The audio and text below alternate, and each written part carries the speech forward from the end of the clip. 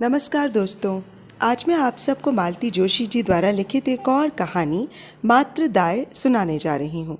ये कहानी एक ऐसे लड़के की है जो अपनी मृत माँ के प्रति असीम भक्ति का भाव रखता है और उसकी स्मृतियों की अपने ही घर में उपेक्षा के प्रति उसमें रोष भी है, जबकि उसे अपनी माँ की बिल्कुल भी याद नहीं है। दोस्तों, यदि आपको मेरा वाचन पसंद आता है तो आपसे निवेदन है कि प्लीज़ मेरे इस चैनल को सब्सक्राइब कर लें और मेरी कहानियों को लाइक और शेयर। तो आइए सुने कहानी मातृदाय। बच्चे पेपर देकर लौटे तो चेहरे धूप से एकदम तांबई हो रहे थे। जून महीने की धूप भी तो कम जानलेवा नहीं होती।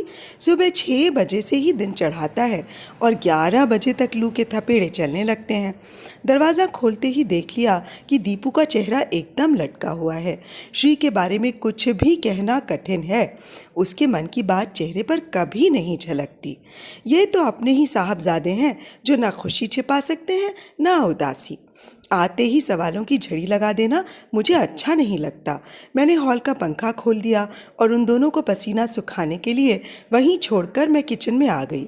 झटपट खाना गर्म किया, जग में बर्फ़ का पानी तैयार किया और मेज़ पर 3 थालियां लगाकर बाट जोहने लगी। मुझे ज़्यादा प्रतीक्षा नहीं करनी पड़ी। हाथ मुँह धोकर दोनों तुरंत ही मेज़ पर आ गए। थाली की ओर देखते ही दीपू की आंखें चमक उठीं। भरवा टिंडे, वाह, मज़ा आ गया। दीपू की यही खासियत है। लाख थका हो, उदास हो, वो खाने के प्रति उदासीन नहीं रह सकता। उसकी पसंद नापसंद बड़ी स्पष्ट है। नुक्स निकालने में कोताही नहीं करता, पर दाद भी उतनी ही उदारता से देता है। उसकी वाह सुनकर ही बनाने का श्रम सार्थक हो जाता है। 2-4 कौर जाते ही उसके चेहरे पर रौनक आ गई। बेचारा भूख से बेहाल हो रहा था और मैं सोच रही थी कि पेपर बिगाड़ कर आया है। पेपर कैसा हुआ रे? मैंने अब हिम्मत की। अच्छा रहा। अच्छा या बहुत अच्छा? अपना तो अच्छा ही रहा। बहुत अच्छा वाले आपकी बगल में बैठे हैं। क्यों रे? मैंने श्री से पूछा। ठीक ही रहा बुआ। मम्मी, ऐसा है कि जब श्री भैया कहें कि ठीक ठाक रहा तो समझ लो कि 80 से ऊपर का करके आए हैं। वो हमारी तरह अल्प संतोषी जीव थोड़े ही हैं। श्री मुस्कुरा भर दिया। तुम्हारा ये आत्मसंतोष बात करते समय कहाँ चला जाता है? मैंने दीपू को डपटा। चलो अब नाटकबाजी छोड़ो और फटाफट खाना खाओ, बस आती ही होगी। खाना खाकर दीपू ने अखबार उठाया और बिस्तर में जाकर धंस गया। थोड़ी ही देर में उसकी नाक बजने लगी। श्री लेकिन मेरे पास ही बना रहा। मेज साफ करने में, खाना रखवाने में, फ्रिज की बोतलें भरने में मेरी मदद करता रहा। मैंने लाख कहा कि रोज़ मेरी आदत है ये करने की, पर वो नहीं माना। किचन समेट कर निकली ही थी कि मेहरी आ गई। फिर उसके साथ लगी रही। उसे खाना निकाल कर दिया, साबुन और विम पकड़ाया, रस्सी से सूखे कपड़े उठाकर तहाए। सारे कामों से फुर्सत पाकर बाहर आई तब 1 बज रहा था। दोपहर में हॉल में पंखे के नीचे लेटना मुझे बड़ा अच्छा लगता है। घर में वही एक कमरा ज़रा ठंडा है। टेबल ज़रा परे सरकाकर मैंने सोफे से एक तकिया उठाया ही था कि देखा श्री कोने वाली कुर्सी पर बैठा पढ़ रहा है। थोड़ा आराम कर लो बेटे, सुबह के जागे हो, अभी तो पूरा दिन पढ़ा है और फिर तुम्हारा तो सब पढ़ा गुना होगा ना। ना हो तो शाम को एक नज़र और डाल लेना। मुझे दिन में सोने की आदत नहीं है बुआ। और यहाँ आदत किसे है? और मैं तो चाहूँ तब भी सो नहीं पाती। दिन भर दरवाजे की, फ़ोन की घंटियाँ बजती रहती हैं। उनके लिए मुझे ही उठना है। हमारे कुंभकर्ण को तो जानते हो, रात को इसकी घड़ी का अलार्म भी मुझे ही उठकर बंद करना पड़ता है। पता नहीं कैसे कुंभकर्ण जी के कानों में मेरी बात पड़ गई। कच्ची नींद में ही अलसाए से बाहर आए और मेरी गोद में पसर गए, जैसे बड़ी देर से यही प्रतीक्षा हो कि कब मम्मी का काम ख़त्म हो और कब वो बाहर आए। क्यों रे? मैंने उसकी नाक पकड़कर कहा। तेरी नींद अभी पूरी नहीं हुई? भैया को देख। मम्मी प्लीज़, उनसे हमारी तुलना मत करो। वे तो स्कॉलर हैं। इन्होंने कैसी घोर तपस्या की है पता है? पिछले 4 महीनों से इन्होंने एक भी पिक्चर नहीं देखी। Can you believe? और तुमने महासती सुगुणा भी नहीं छोड़ी। अपनी उस दिन वाली फजीहत याद करके दीपू हंस दिया। धोखा हो गया था मम्मी, आदित्य ने अप्रैल फूल बना दिया था। बोला जेम्स बॉन्ड की पिक्चर है, सिर्फ मैटिनी में लगी है। बस टिकट लेकर घुस गए। शुरू हो गई थी, हमने सोचा ट्रेलर होगा, इसलिए मजबूरी में बैठे रहे। वो तो इंटरवल में जाकर पता लगा। आदित्य की वो फिर खिंचाई की हम लोगों ने कि क्या बताएं। पूरे 2 पिक्चर वसूल किए उससे। 4 बार सुना हुआ किस्सा था, पर दीपू के सुनाने का ढंग ही ऐसा है कि 5वीं बार भी हंसी आ ही गई। मैंने हंसते हुए नज़र उठाई तो देखा श्री गंभीर मुद्रा में दीपू को अपलक देख रहा है। मैं और शायद दीपू भी उस दृष्टि से विचलित उठा और विषय बदल कर बोला, श्री भैया डॉक्टर हो जाओ तो मुझे कंपाउंडर रख लेना, मेरी बेरोजगारी की समस्या हल हो जाएगी और मम्मी को भी तब उतनी चिंता नहीं रहेगी। डॉक्टर बन जाऊं तब ना, उसने गंभीर स्वर में कहा। डॉक्टर तो तुम बने बनाए हो, बोर्ड का रिजल्ट 0% लग जाए तो बात दूसरी है। अरे ये पीएमटी परीक्षा तो हम जैसे कंकर पत्थर बीनने वालों के लिए है, तुम इससे खौफ क्यों खा रहे हो? दीपू ने इतनी अच्छी बात कही, पर श्री मुस्कुराया भी नहीं।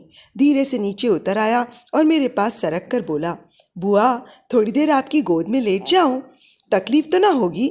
अरे वाह, ये कोई पूछने की बात है? और तकलीफ क्यों होगी भला, बल्कि मुझे तो अच्छा लगता है। वो मेरी गोद में लेट गया। दीपू की तरह लद्द से नहीं, बहुत हौले से उसने अपना सिर टिकाया था। मैं दोनों के सिर पर हाथ फेरने लगी। कहा, याद है बचपन में तुम दोनों गोद में सोने के लिए कितना झगड़ते थे? रात में भी चैन नहीं लेने देते थे। दोनों की जिद होती कि मैं उसकी तरफ मुंह करके सोऊं।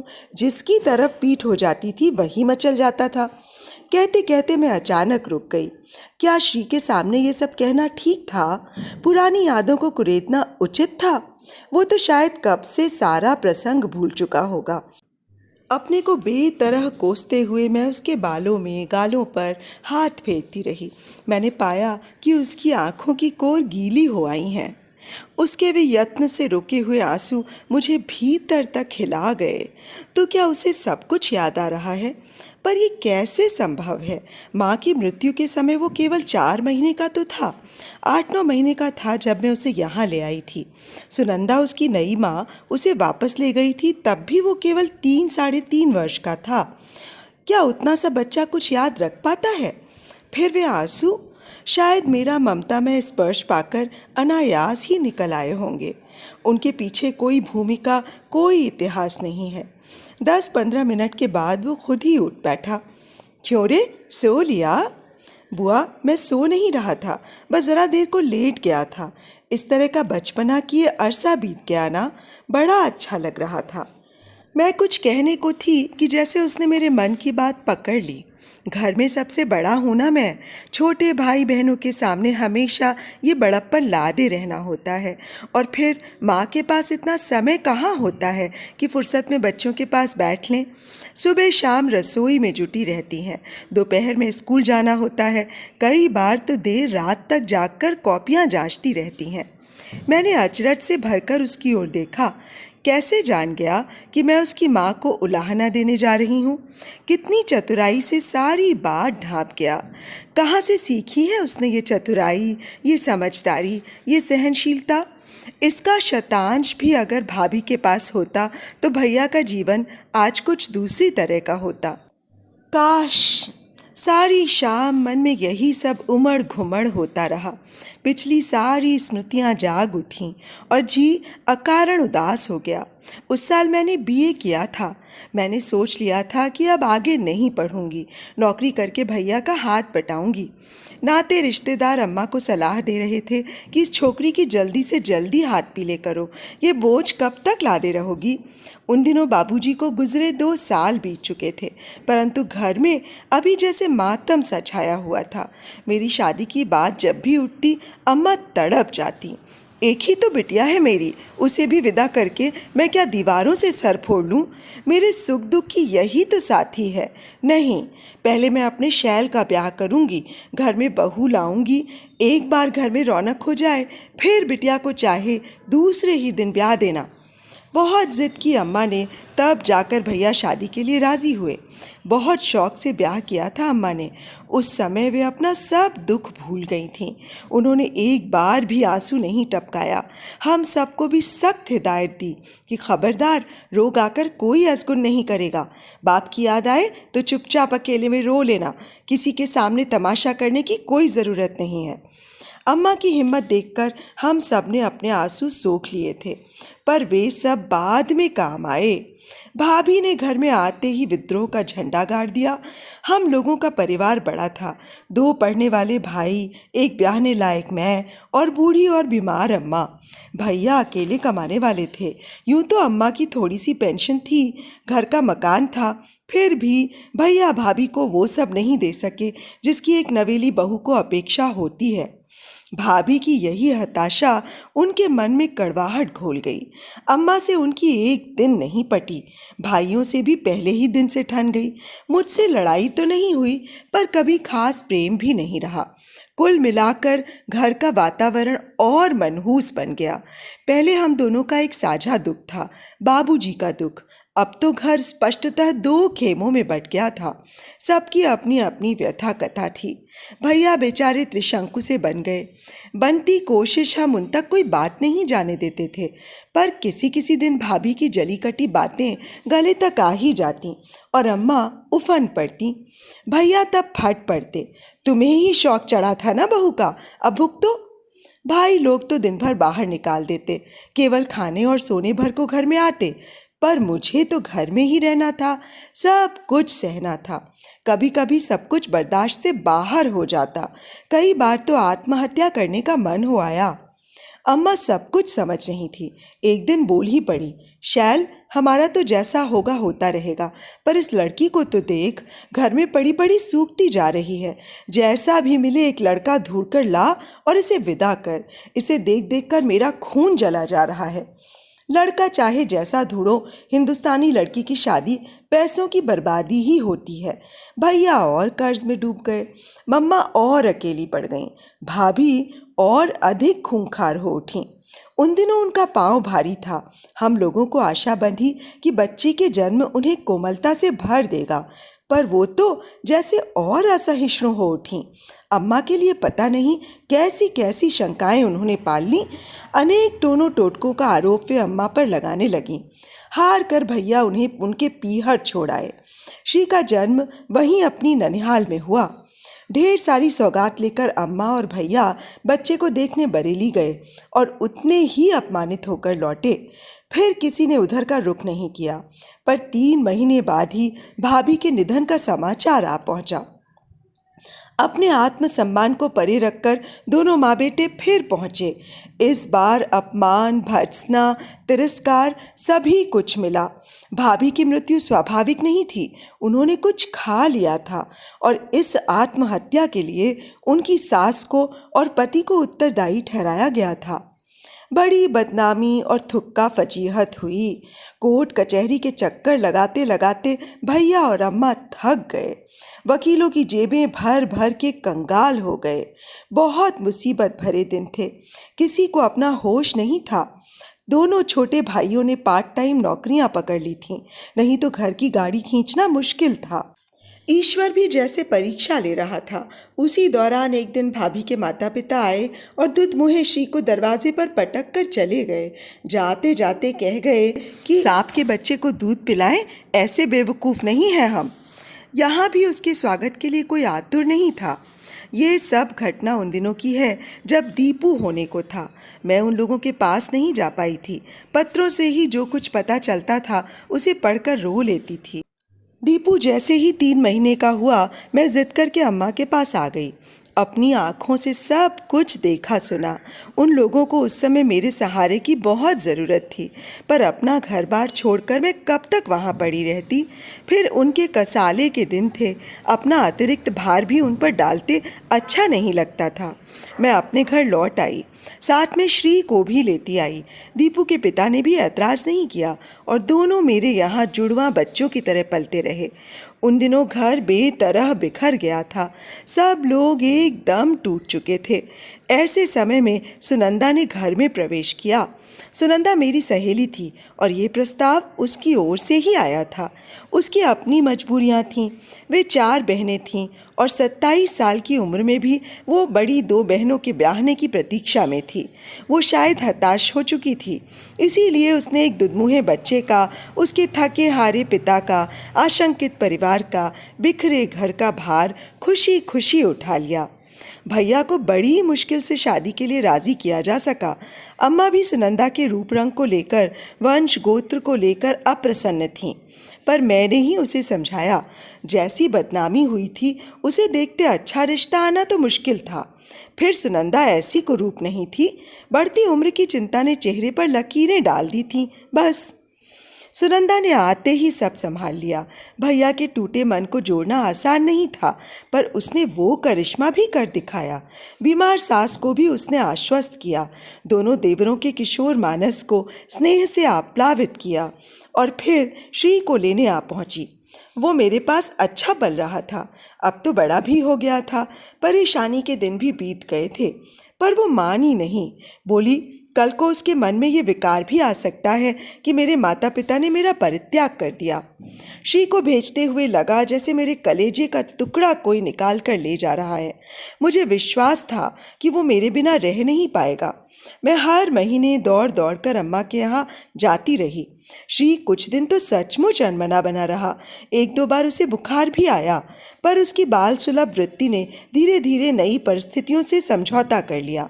मेरी स्मृति भी क्रमशः धूमिल पड़ती गई और वो अपनी नई माँ के लाड़ दुलार में खो गया। ये देखकर मुझे खुश होना चाहिए था, पर उल्टे मैं उदास ही हो जाती।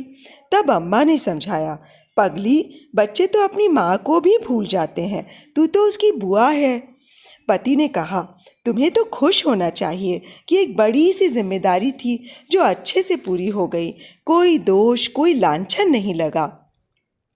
तब मुझे भान हुआ कि अपने सरल हृदय पति पर एक तरह से मैं अन्याय ही कर रही थी। एक बच्चे का अनचाहा बोझ मैंने ज़बरदस्ती उनके सिर पर डाल दिया था। पर बच्चे क्या सदा बच्चे ही बने रहते हैं? बढ़ती उम्र के 100 खर्चे होते हैं। उन्हें झेलने की सामर्थ्य उस समय हमारे पास कहाँ थी? धीरे धीरे मैंने मन को समझा लिया, पर यह सच है कि मुझे सामान्य होने में कई महीने लग गए। दीपू के साथ ही पला है श्री, पर दोनों के स्वभाव में, व्यवहार में कितना अंतर है। मुश्किल से 4-5 महीने बड़ा होगा श्री, पर कितना गंभीर, कितना समझदार है। सुनंदा ने सचमुच बड़ी मेहनत की है उसे बनाने में। उसने भी पूरा पूरा प्रतिदान दिया है। शिशु कक्षाओं से लेकर अब तक क्लास में हमेशा फर्स्ट आता रहा। हायर सेकेंडरी में तो मेरिट लिस्ट में भी था। कभी कभी सोचती हूँ, मेरे पास रहता तो क्या इतना लायक निकलता, या दीपू की तरह मनमौजी मस्तमौला बना रहता। एक ही लड़का है, इसीलिए हम दोनों ने अपनी सारी आशा आकांक्षाएं उस पर केंद्रित कर रखी हैं, और वो है कि किसी बात को गंभीरता से लेता ही नहीं। रात को सोते समय सारे दरवाजे बंद करते हुए देखा कि छत का दरवाज़ा खुला हुआ है। बच्चों की परीक्षाओं के कारण इस साल छत पर सोना एक तरह से स्थगित ही रहा है। रात बेरात दीपू को जगाना, उसके लिए चाय बनाना, ये सब मेरे ही जिम्मे है। इन कामों के लिए बार बार चढ़ना उतरना मुझसे नहीं होता। छत पर जाकर देखा, श्री शून्य में आंखें गड़ाए मुंडेर पर चुपचाप बैठा है। मेरी आहट पाते ही चौंक उठा, पर शीघ्र ही संभलते हुए बोला, नींद नहीं आ रही थी ना बुआ, सोचा दीपू को क्यों डिस्टर्ब करूं, इसीलिए यहाँ चला आया। दीपू को क्या डिस्टर्ब होना है, वो तो घोड़े बेचकर सोता है। उसके लिए तो मुझे रात भर जागना पड़ता है, तब जाकर उसकी पढ़ाई हो पाती है। तकदीर वाला है बुआ, मेरी परीक्षा के दिनों में नींद ही गायब हो जाती है। रिजल्ट तक एक दिन भी चैन से सो नहीं पाता। अजीब सा टेंशन रहता है। मैं आश्चर्य से उसे देखने लगी। क्या यही वो लड़का है जिसे मैंने कभी हाथों में झुलाया था, बोतल से दूध पिलाया था? इस समय कितना अपरिचित, कितना बड़ा सा लग रहा है। तुम जैसे लड़के टेंशन पालने लगे तो हो चुका, मैंने कहा। ज़रा हमारे साहबजादे को देखो, कैसी तान कर सोए हैं। बल्कि वो थोड़ा टेंशन पालता तो मैं जी जाती। तुम तो बेकार परेशान हो रहे हो बेटा। तुम्हारा सिलेक्शन तो 100% तय है। मान लो किसी कारण से रह भी गए तो अगले वर्ष फिर दे सकते हो। ऐसी कौन सी उम्र निकली जा रही है? नहीं बुआ, पास होना है तो इसी वर्ष, और वो भी मेरिट में, उसने दृढ़ता से कहा। उसका आत्मविश्वास देखकर मैं दंग रह गई। प्रशंसा में कुछ कहने को थी कि वो बोल पड़ा। अगर जरा भी कोरकसर रह गई बुआ तो सब माँ को कोसेंगे। धत, क्या बात करते हो? कोई माँ को क्यों कोसेगा भला? सब जानते हैं कि उसने तुम पर कितनी मेहनत की है। उसे दोष देने का तो सवाल ही नहीं उठता। मैं अपनी माँ की बात कर रहा था। मैं हैरत से उसे देखती रह गई। अपनी माँ? ये लड़का कह क्या रहा है? आप इतने आश्चर्य से क्यों देख रही हैं? क्या आप नहीं जानती कि मेरी एक और माँ थी? माँ जिसने मुझे जन्म दिया था। मुझे संभलने में कुछ समय लगा। इसी बीच उसने पूछ लिया, तुम्हें याद तो है ना बुआ? श्री के साथ यही परेशानी है।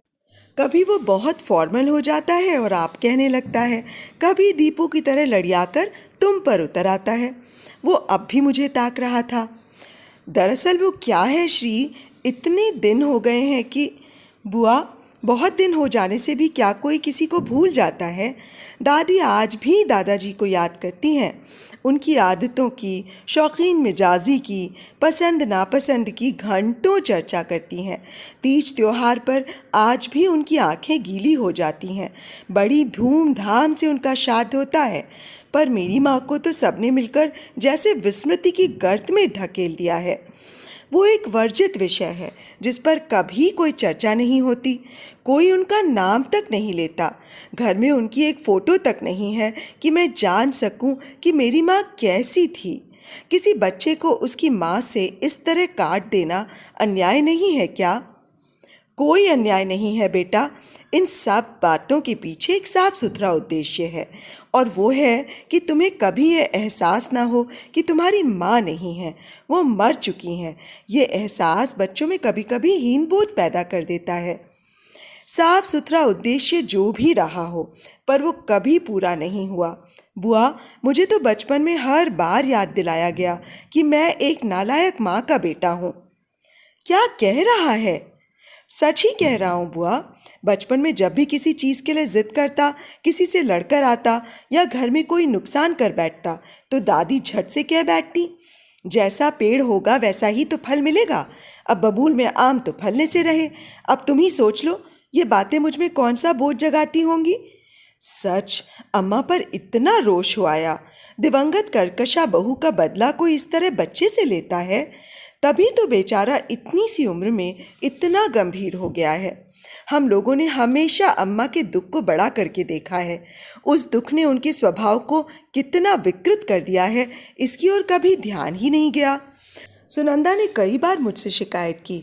कहा है कि दिन भर खटकर मैं जितना कुछ करती हूँ, अम्मा जी पल भर में मिट्टी कर देती हैं। तब उसकी बात का अर्थ समझ नहीं पाई थी। वो अब मेरी समझ में आ रहा था, पर श्री को क्या कहकर सांत्वना दूँ, ये अब भी समझ से परे था। बुआ, दादी की बात पर कभी कभी मैं इतना सुलग उठता था कि मन होता था घर छोड़कर भाग जाऊं। जिस घर में जन्मदायिनी माँ निरंतर तिरस्कृत होती है, वहाँ रहना भी पाप है। पर भागकर जाता भी तो कहाँ? इतनी बड़ी दुनिया में इतने से बच्चे का वजूद ही क्या है। ननिहाल जा सकता तो शायद थोड़ी राहत मिलती। माँ को मैं नए सिरे से जान सकता, पर उन लोगों से भी तो आप सबने संबंध तोड़ लिए हैं। संबंध हमने नहीं तोड़े श्री, पहल उन्होंने ही की थी। हमारा कसूर सिर्फ इतना ही है कि हमने दोबारा जोड़ने की कोशिश नहीं की। तिरस्कार और अपमान का एक लंबा किस्सा है वो, जानकर तुम्हें दुखी होगा। बस इतना ही कहूँगी कि दादी की बातों का बुरा नहीं माना करते। बुढ़ापे में दिमाग ऐसा गड़बड़ हो ही जाया करता है। दादी की बात जाने दो बुआ, वे बूढ़ी हो गई हैं, पर पापा तो बूढ़े नहीं है ना। वे भी माँ के नाम से क्यों बचते हैं? कभी भूले से भी चर्चा नहीं करते। माना कि माँ आदर्श बहू या भाभी नहीं थी, शायद आदर्श पत्नी भी नहीं थी, पर 2 साल तक वे पापा की जीवन संगिनी रहीं। उन दिनों की एकाध मधुर स्मृति तो होगी ना? क्या उसे भी वे मेरे साथ शेयर नहीं कर सकते? श्री के स्वर की तरल कातरता मुझे भी आलोड़ित कर गई। पुराना कितना कुछ एकदम याद आ गया।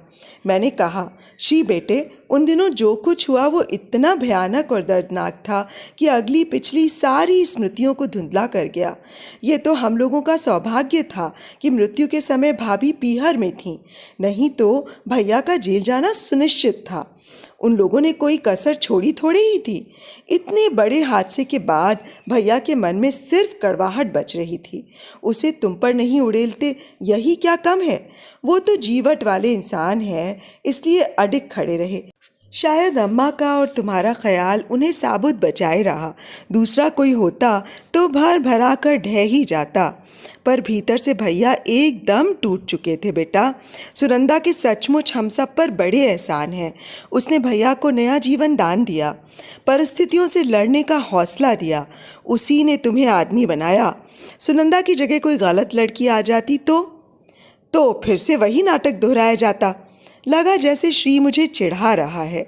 मैंने तड़प कर कहा, श्री, सुनंदा ने, तुम्हारी माँ ने तुम्हारे लिए जो कुछ किया उसे तुम नकार तो नहीं सकते ना। मैं नकार कब रहा हूँ बुआ, पर यह तो अन्याय है ना। क्या? मुझ में जो अच्छा है उसका श्रेय तो एक को जाता है, फिर बुराइयों के लिए किसी दूसरे को क्यों कोसा जाता है?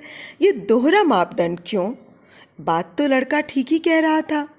मुझ में कुछ तो जन्मजात प्रतिभा होगी, सब कुछ तो आप ऊपर से थोप नहीं सकते, पर उसे कोई स्वीकारता क्यों नहीं?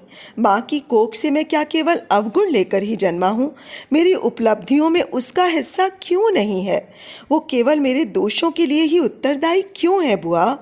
इसलिए मैंने निश्चय कर लिया है कि अगर मेरी सफलताओं का श्रेय मेरी जननी को नहीं जाता है तो उसे अपनी असफलताओं का कारण भी नहीं बनने दूंगा।